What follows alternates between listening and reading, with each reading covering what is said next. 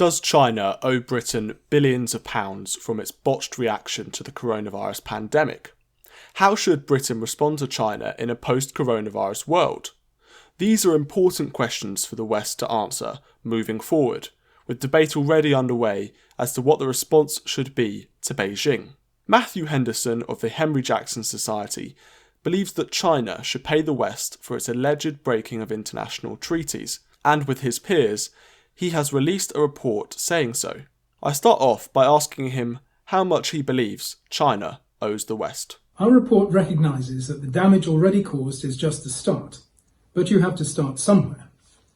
Based on figures that have been published by the G7 countries, that is Canada, France, Germany, Italy, Japan, Britain and the United States, concerning what they've already spent on dealing with the pandemic, the cost so far for the G7 adds up to £3.2 trillion or $4 trillion. The costs will rise, how far we can't tell, but the scale for the G7 is already massive, and that for the world as a whole will of course be greater still. Nor do these figures take account of human costs, grief, loss, damage to families, businesses, careers and lives. The Chinese government is a signatory to an international treaty under the World Health Organization called the International Health Regulations, or IHR.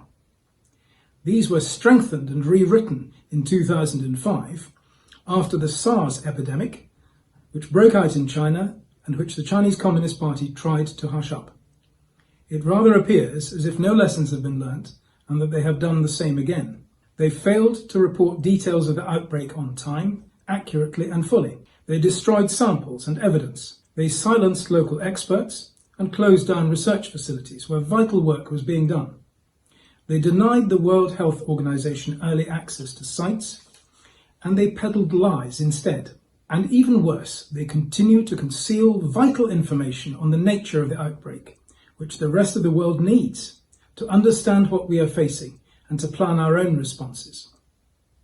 In this way, the Chinese Communist Party has destroyed the world's trust in their commitment to the IHR. It is quite clear from policy documents that have emerged from within the Communist Party itself that their objective is to overtake the rules-based international order and combat democracy, eventually in order to overcome it, because they see democracy and the liberal rules-based system as a threat to the existence of their party.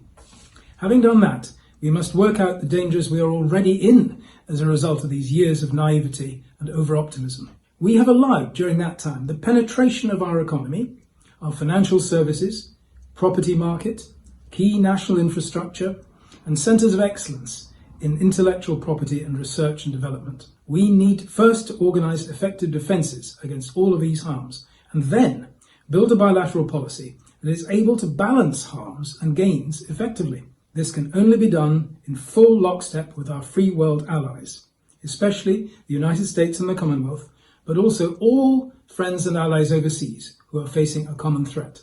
There will and must be unity and strength, but only when all of us honestly recognise the trouble we are in and where it is coming from.